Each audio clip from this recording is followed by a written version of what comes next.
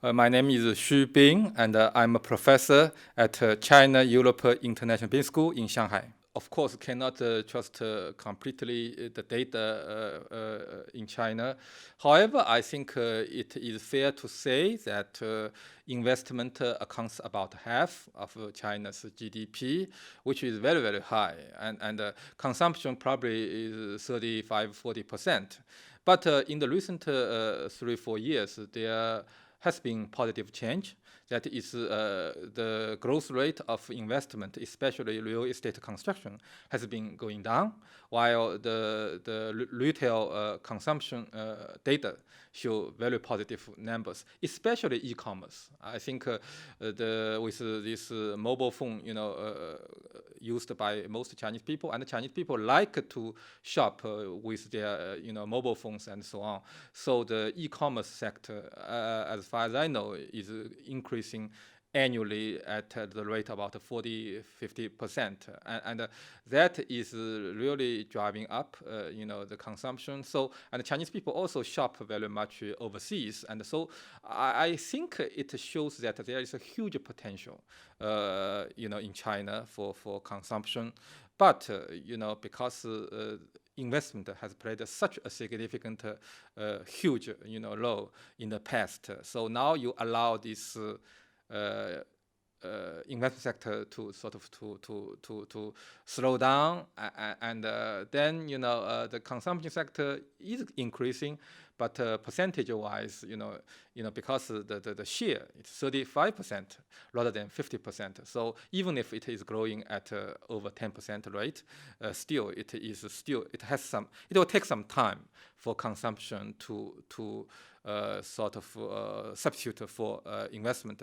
But I want to make sure that I say this, that is the recent 3–4 years is showing some positive signs that consumption is gradually, becoming more important. I think in terms of official statistics, it is contributing about 50% of GDP growth in China last year. So that is not the case. That was not the case in the past. So that is a positive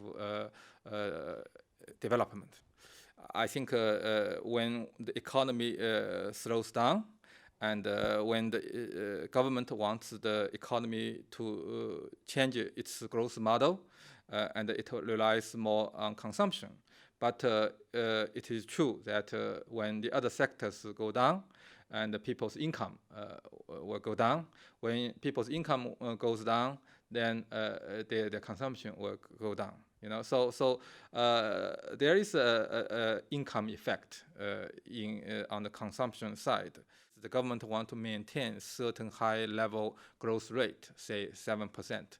That is actually, according to many economists, not a good choice for transition. We understand why the government wants to maintain a moderately high growth rate. I think China has changed quite a lot since the global financial crisis.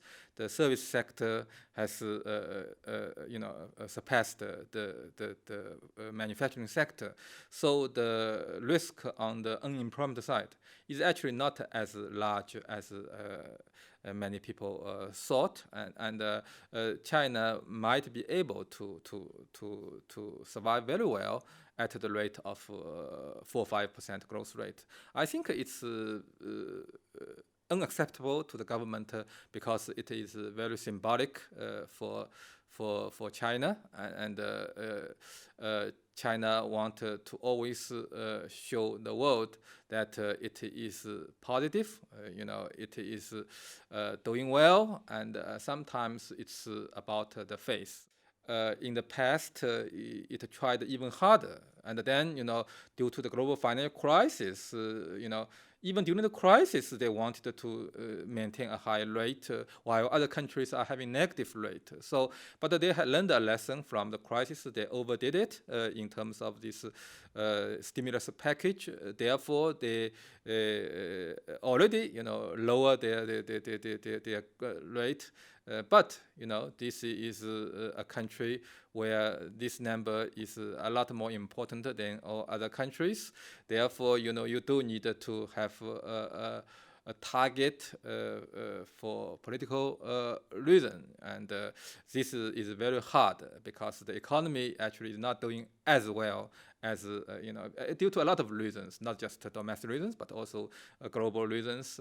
So, but we wonder whether next year, the government is willing to lower the rate to say 6%. I think that is going to be a bigger challenge. I think the early the government abandons this kind of high rates, the better that the government would give itself, as you said, freedom, to run the economy. But still, it is a very hard issue right now. Yeah.